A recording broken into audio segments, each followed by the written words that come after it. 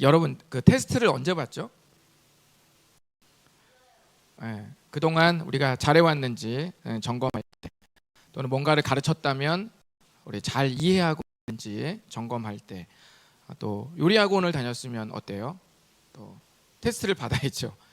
이 사람이 잘 배웠는지 요리를 우리 앞에 한번 선보여야죠. 우리가 먹어보고 맛있는지 테스트해 봐야죠. 이 사진은 제가 개척하고 2년차 때 남자들이 요리하는 날이 있었거든요. 맨든데이라고요.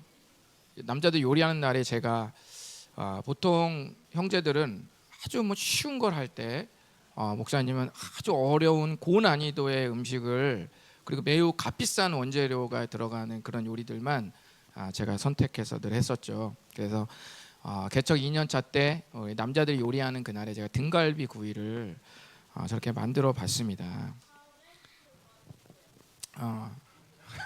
입에서 자꾸 뭔가가 나오려고 그래. 자, 여러분,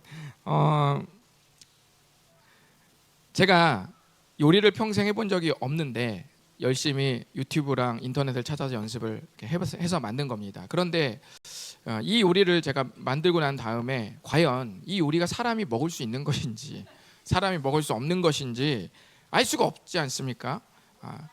그래서 제가 먹어봐야죠. 그래서 제가 그 당시 윗집에 있는 표진열, 임주영 부부에게 이 테스트를 받지 않았겠습니까?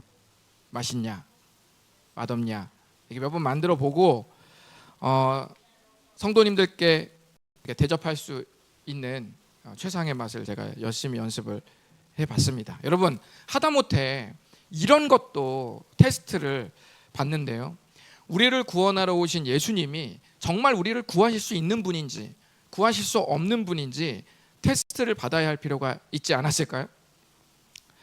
물론 하나님의 편에서는 그럴 필요가 없죠. 하나님의 편에서는 우리에게 뭔가를 증명할 필요는 없습니다. 하나님이 뭔가 우리에게 보여주시거나 우리에게 뭔가 경험시켜 주시는 이유는 누구 때문이에요? 우리 때문이에요. 우리는 뭔가를 보거나 뭔가를 경험해야 이해를 할 수 있기 때문에 하나님은 사실 증명할 필요가 없는 분이지만 우리 편에서 좀 끄덕여야 되기 때문에 하나님은 언제나 인류 역사 속에서 경험이라는, 사건이라는 것을 주시는 거예요. 그걸 통해서 알게 되시는 거죠. 오늘 여러분과 나눌 마가복음 말씀이 바로, 우리 한번 읽어보실까요? 시작. 시험을 받으시는 예수님, 뭔가 테스트를 받으신다는 것이죠.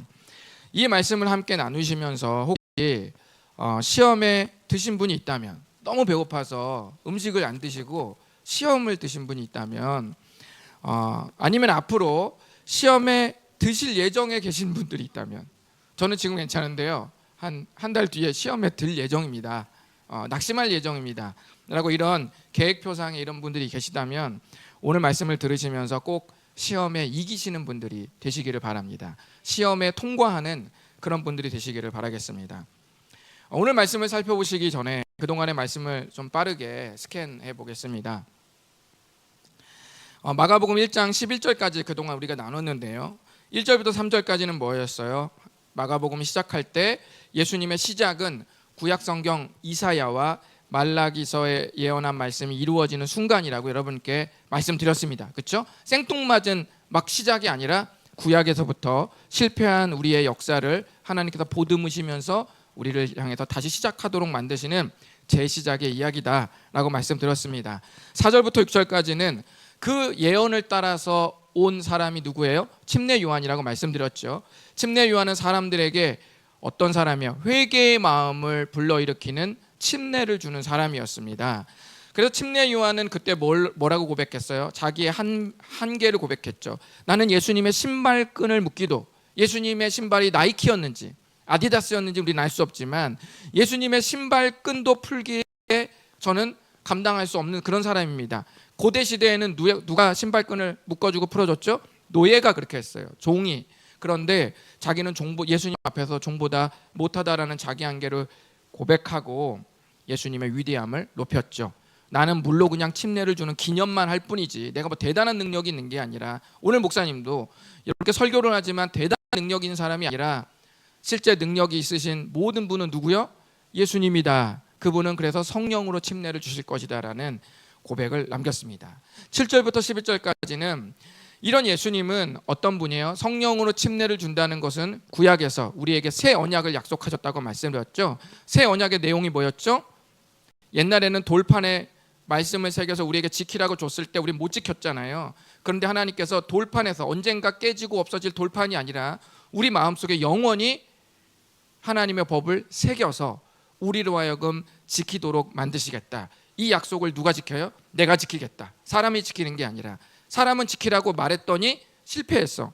근데 하나님께서 직접 이걸 이루겠다는 거예요. 이것이 새 언약이었죠.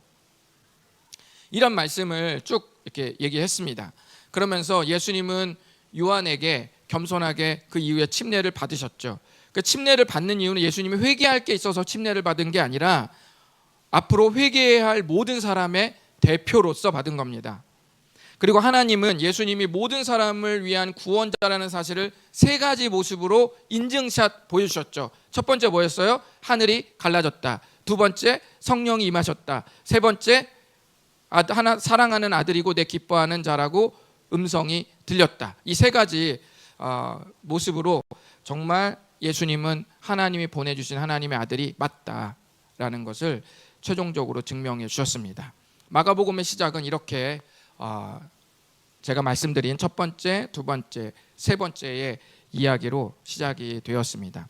자, 여러분, 그러면 예수님이 정말 확실한 하나님이 보내신 구원자라는 것을 이제 확실히 우리가 알게 되었다면 이제 예수님이 우리 입장에서는 뭘 받을 필요가 있죠? 테스트를 받을 필요가 있다는 거예요. 확실한 그분이 정말 그분이 맞냐? 그리고 테스트를 받아야 될 필요가 있죠. 마치 예수님께서 회개의 침례를 받으실 필요가 없지만 침례를 받는 모든 사람들을 대표하는 의미에서 침례를 받으신 것처럼 예수님은 우리를 위해서 우리 입장에서 확실한 하나님의 구원자라는 사실을 보여줄 필요가 있었습니다. 그래서 오늘 이렇게 시험을 받으시는 것이죠. 예수님 어떻게 시험을 받으셨을까요? 오늘 말씀 12절과 13절 짧습니다. 다 같이 읽어보겠습니다. 시작. 성령이 곧 예수를 광야로 몰아내신지라 광야에서 40일을 계시면서 사탄에게 시험을 받으시며 들짐승과 함께 계시니 천사들이 수종 들더라. 아멘. 성령님이 예수님을 어디로 몰아내셨어요? 광야로 몰아내셨습니다. 광야는 어떤 곳이죠? 강렬한 햇빛이 내리쬐고 먹을 것이 없는 곳, 그래서 사람이 살기 힘든 곳. 여러분 광야 가보셨어요?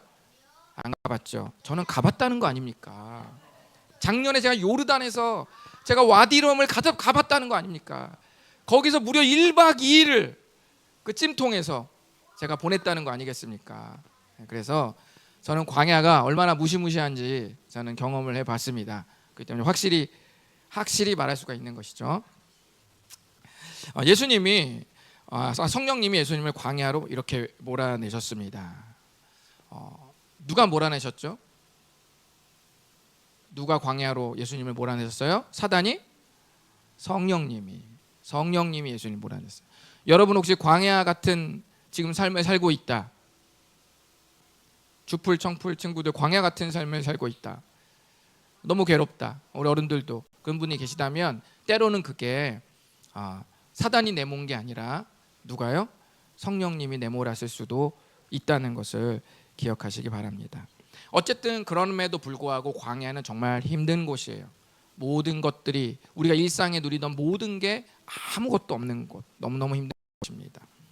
그렇게 며칠 동안 40일을 광야에 계시면서 사탄에게 시험을 받으셨어요.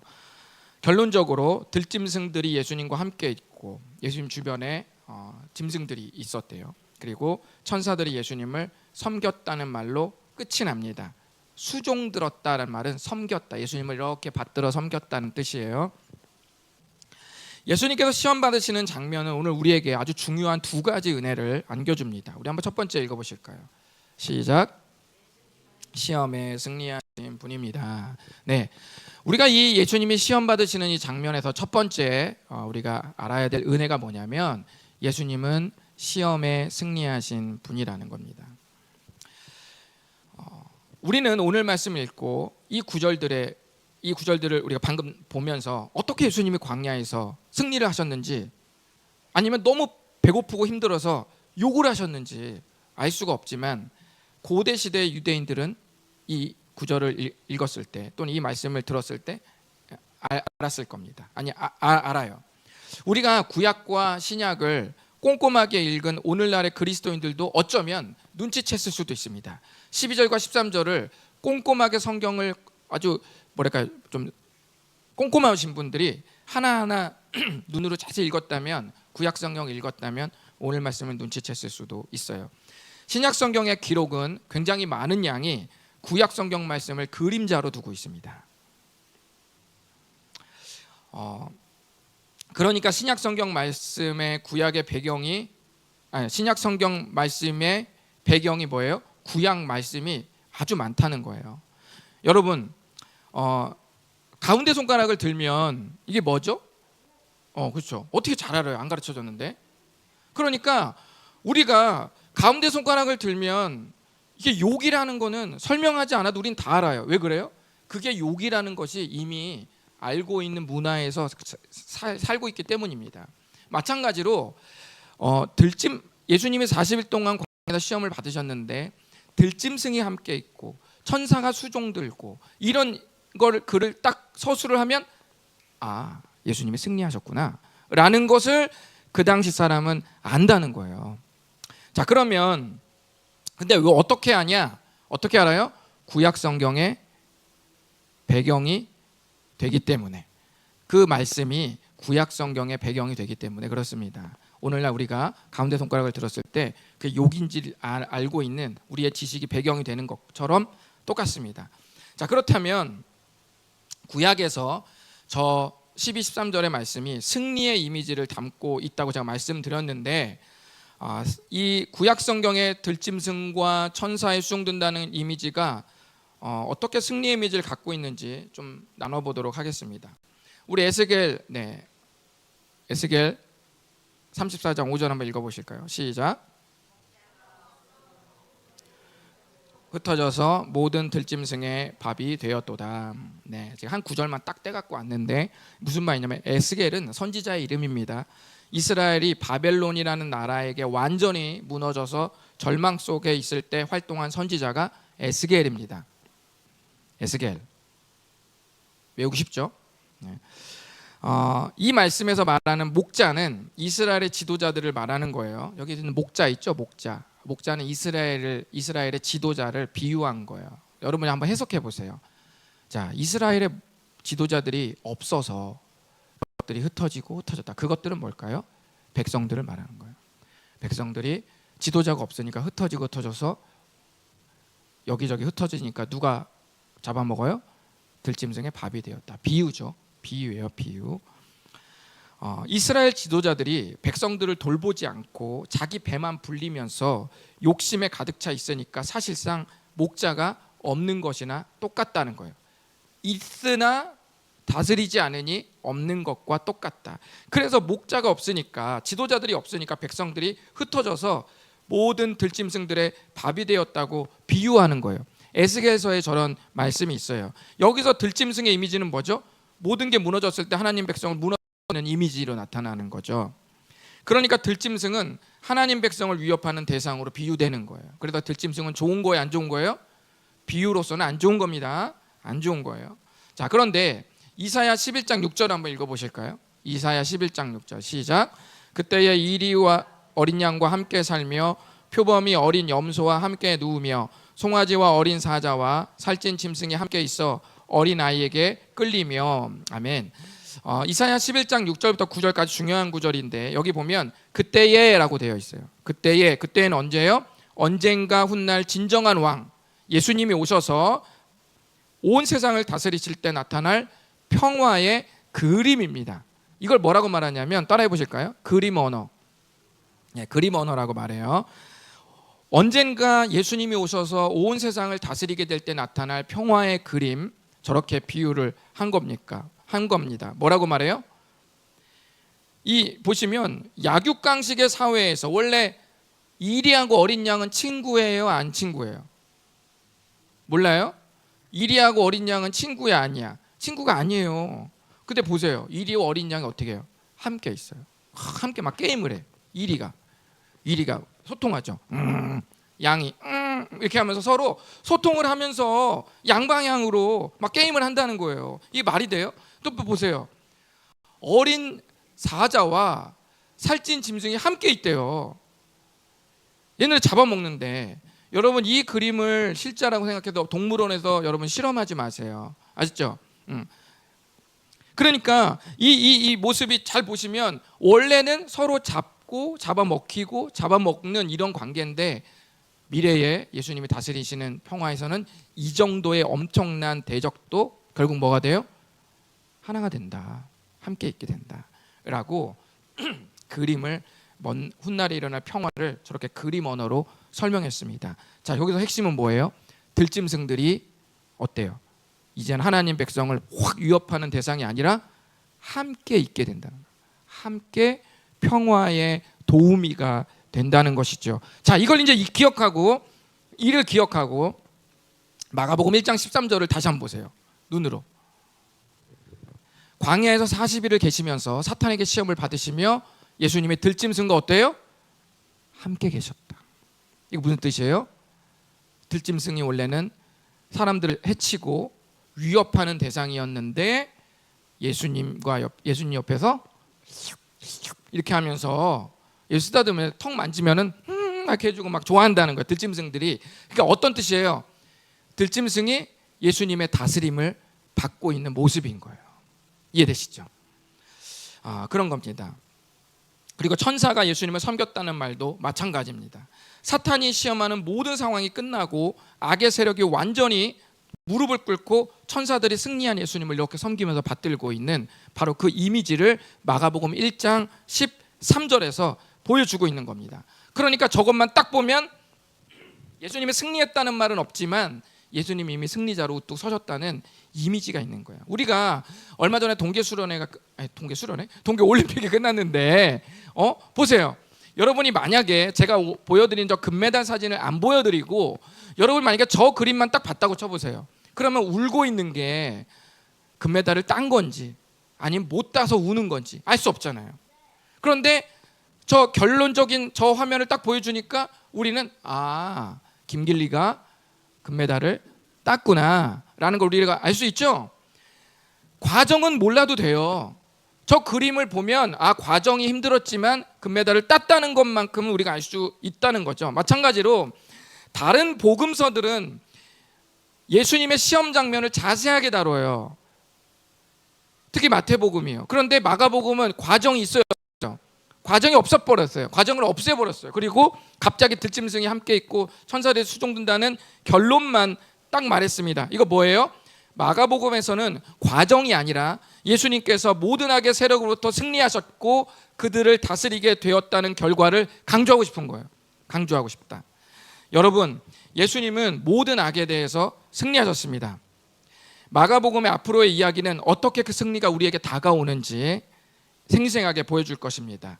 여러분, 인생은 광야와 같습니다. 그렇죠? 인생이 녹록지 않죠. 살기 힘듭니다. 강렬한 태양빛에 침이 바짝 마르는 것처럼 내가 처한 삶이 너무 힘들 수 있습니다. 목이 마르고 마음이 가뭄에 갈라진 그 바닥처럼 쫙쫙 갈라져서 지금 살고 계신 분들이 있을 수 있어요. 그러다 보니까 예수님이 선명한 게 아니라 뿌연한 게처럼 잘 희미하고 보이지 않아서 우리가 시험에 들 수 있습니다. 주일 예배를 드리는 것도 별로 예배가 중요하게 여겨지지 않을 수 있습니다. 뭐 그 30-40분 설교하는 게 또 예배 찬양이 뭐 그렇게 나한테 크게 영향을 미치나, 차라리 그 시간에 돈을 버는 게 낫지. 그 나한테 무슨 소용이 있나, 이런 생각이 우리에게 들어올 수 있습니다. 하지만 성경은 분명히 말합니다. 광야는 먹을 것, 마실 것, 입을 것이 엄청 필요하지만 그것으로 승리하는 게 아니라 누구로? 예수님으로 승리하는 곳이라는 것을 분명하게 말씀하고 있습니다. 여러분의 삶이 광야라면 더더욱 예수님이 필요하다는 것을 오늘 말씀에서 말하고 있는 것이죠. 꼭 기억하시기 바랍니다. 자, 두 번째, 오늘 말씀해 주는 두 번째 은혜 뭐냐면요, 우리 한번 다 같이 한번 넘겨주시죠. 다 같이 읽어보실까요? 네, 시작. 예수님의 승리가 우리의 실패를 덮습니다. 네, 예수님이 시험 받으시는 이 장면이 주는 그 이미지, 승리의 이미지가 우리가 날마다 겪는 실패를 덮는 그림이라는 것이에요. 여러분, 오늘 말씀을 다시 한번 12, 13절을 보시면 광야로 내몰리신 예수님의 이미지가 오묘하게 이집트, 애굽을 탈출한 이스라엘 백성들과 겹칩니다. 겹쳐요. 왜냐하면 과거 이스라엘 백성의 이야기는 성경에서, 그렇죠? 성경에서 구약 성경 이스라엘 백성들의 이야기는 오늘날 우리 그리스도인 하나님 백성의 이야기의 샘플입니다. 그리고 구약 성경에서 하나님과 이스라엘 간에 벌어진 이야기는 오늘날 하나님과 우리 간의 관계에서 벌어지는 일이죠. 그래서 하나님이 어떻게 우리를 인도하시는지를 과거 이스라엘 백성들과 하나님과의 관계에서 찾아낼 수 있다고 성경은 말씀하고 있는 겁니다. 그러므로 예수님께서 광야에 내몰리셔서 시험을 받으신 것과 이스라엘 백성들이 광야에서 시험을 받으신 것 공통점, 그리고 예수님께서 40일간 광야에 머무신 것과 이스라엘 백성들이 40년간 광야에 머물렀다는 이 기록에서 40이란 이런 숫자, 광야의 숫자, 똑같은 시험을 받았다는 이면, 그리고 이스라엘의 백성들의 이야기가 오늘날 우리들의 이야기라는 그 공통점을 봐서 성경은 이 둘의 그림을 마가복음에서 겹치고 있다는 것을 여러분이 꼭 기억하시기를 바랍니다. 자, 신명기 8장 2절 다 같이 읽어볼까요? 시작. 내 하나님 여호와께서 이 40년 동안에 내게 광야길을 걷게 하신 것을 기억하라.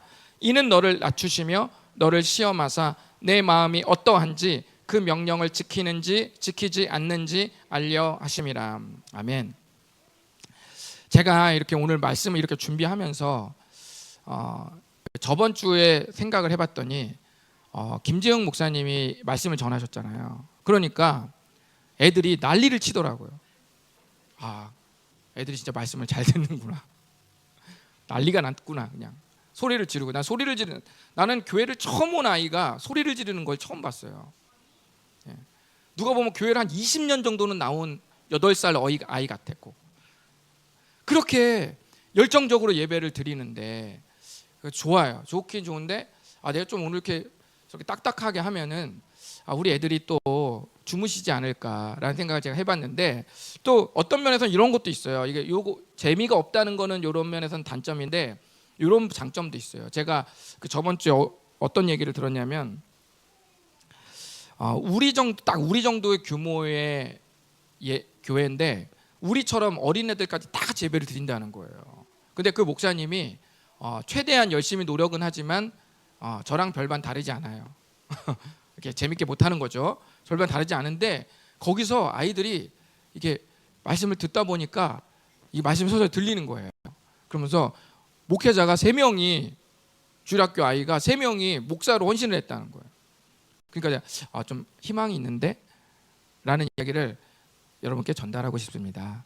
그러니까 잘 들어주시고 여러분도 충분히 이해할 수 있는 이야기니까 잘 들어보세요. 여러분, 신명기 8장 2절을 잘 보시면 어때요, 여러분? 하나님께서 40년 동안 광야길을 걷게 하신 걸 기억해 라고 말하죠. 그런데 그 이유가 뭐래요? 너를 낮추시고 너를 뭐예요? 시험한다고 그랬죠. 예수님처럼 너를 시험하사 네 마음이 어떠한지, 또 그 명령을 지키는지 아니면 광야에서 지키지 않고 내팽개치는지 알려 하심이라. 그러니까 광야길을 걷게 하신 이유가 명확하죠. 아주 명확합니다. 근데 여기서 잘 보시면 아주 중요한 말이 있습니다. 이 광야길을 통해서 하나님은 뭔가 백성들이 배우기를 바라고 있어요. 그럼 뭘 배우기를 바랄까요? 보세요. 8장 3절 뭘 배우기를 원하는지 한번 여러분 기억하시면서 읽어봅시다. 시작.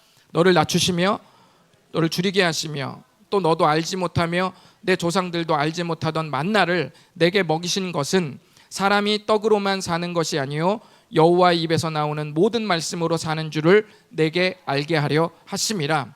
여러분 잘 보십시오. 뭘 알기를 하나님 바라실까요? 광야에서 도대체 무엇을 알기를 바랄까? 떡으로만 사는 게 아니요 여호와의 입에서 나오는 모든 말씀으로 사는 줄을 내가 알게 하려 하십니다. 우리 광야에 무슨 떡이 있지? 여러분 떡이라는 건 그냥 식량이라고 상징적으로 생각하세요. 떡은 뭐 시루떡, 영양떡 이런 거 아닙니다. 예. 우리가 먹는 식량을 대표해서 그냥 떡이라고 한 거예요. 자, 잘 보십시오. 떡으로 사는 게 나쁘다는 말이 아닙니다. 오늘날로 말하면 돈 벌고 집 사고 차 사고 캠핑 가고 놀러 가고 이렇게 삶의 질을 누리면서 사는 게 나쁘다는 말이 아니라는 거예요. 그게 나쁘다는 게 아니라 그러면 뭐가 큰 문제인가요? 떡으로 사는 게 문제가 아니라 떡으로만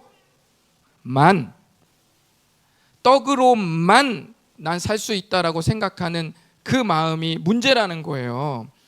떡을 주시면서 우리 삶을 인도하시는 하나님의 말씀으로 그리스도인이 산다는 사실을 알려주는 훈련장이 광야라는 사실입니다. 떡으로만 사는 게 아니라 떡을 주신 그 떡과 하나님, 떡과 그 떡을 주신 하나님으로 말미암아 내가 살 수 있다라는 걸 알게 하는 게 바로 광야입니다. 광야는 편의점이 없습니다. 광야는 와이파이가 없습니다. 광야는 집이 없습니다.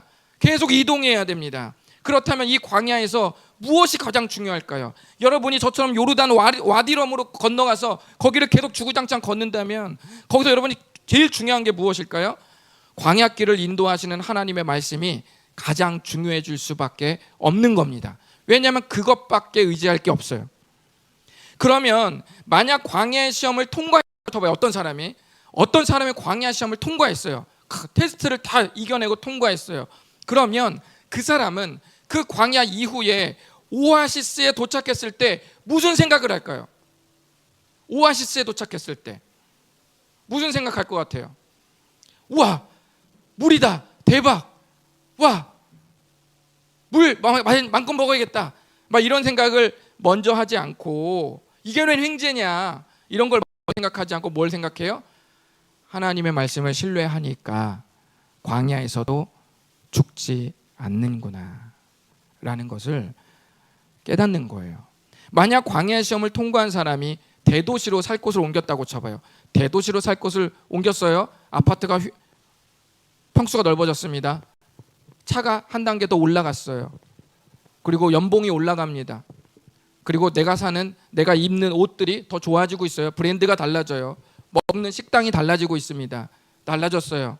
그러면 이렇게 대도시에서 풍요로움을 누리는 사람들 중에서 광야에 통과한 사람은 이걸 누리게 될 때 무슨 생각을 할까요?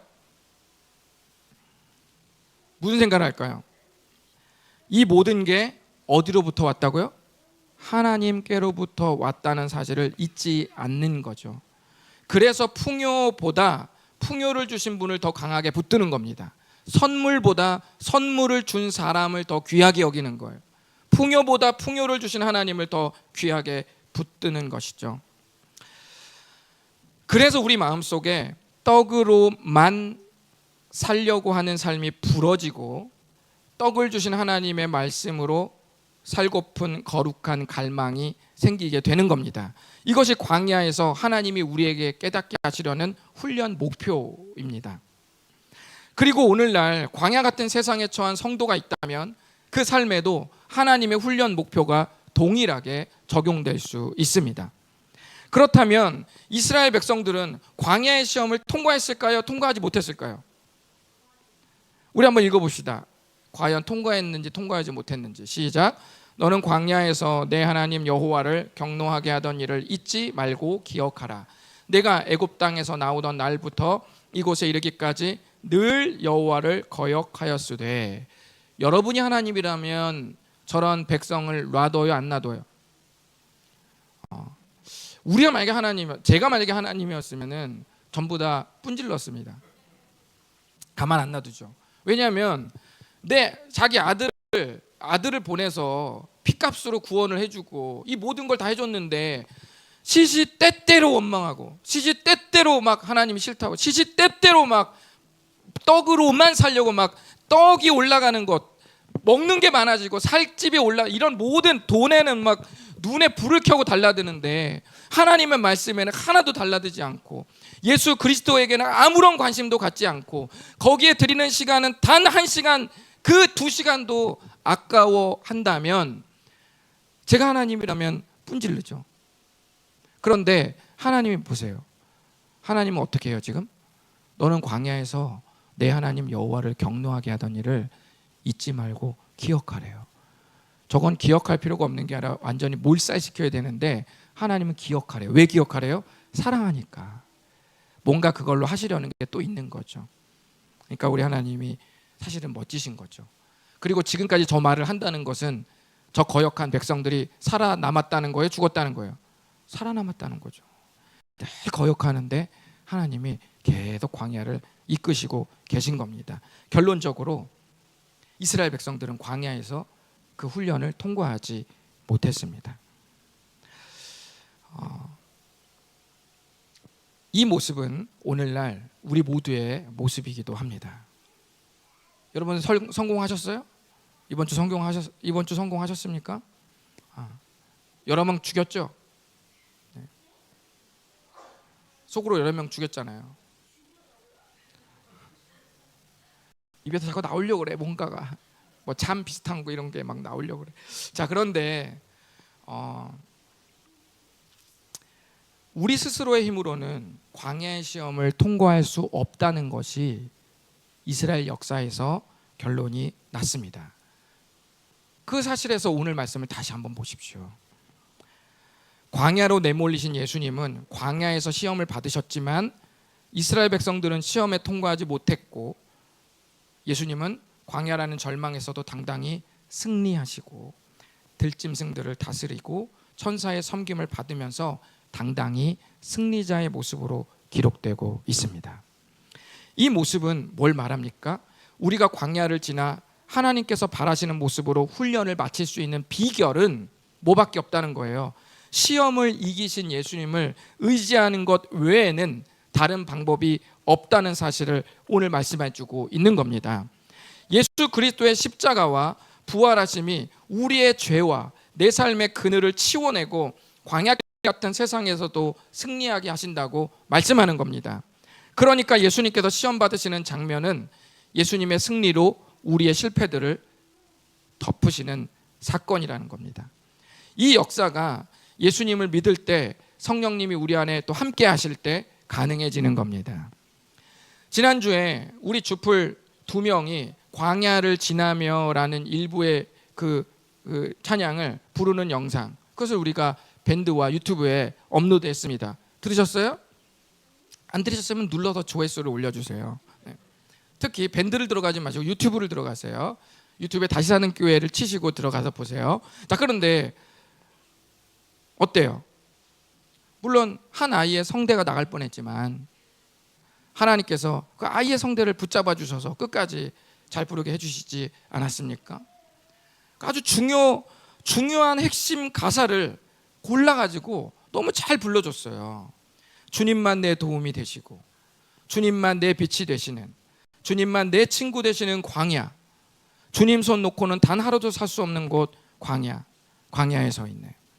이게 불러주지 않았습니까? 여러분이 이 가사를 마음속에 생각하면서 한번 생각해 보시고 오늘 예배를 마쳤으면 좋겠습니다. 여러분 같으면 하나님이 없거나 예수님의 이름과 아무 상관도 없는 풍요와 주님이 내 진짜 도움이라고 여길 수밖에 없는 삶, 주님이 빛을 비출 때만이 한 걸음 내딛을 수밖에 없다고 말하는 삶, 주님이 손을 꼭 잡아 주시지 않는다면 단 하루도 살 수 없다고 고백하는 삶, 이 둘 중 어느 삶을 선택하시겠습니까? 그 삶을 마음에 품으시고 오늘 기도하실 때 둘 중에 어떤 삶을 선택하실지 여러분 결단하시면서 기도했으면 좋겠습니다.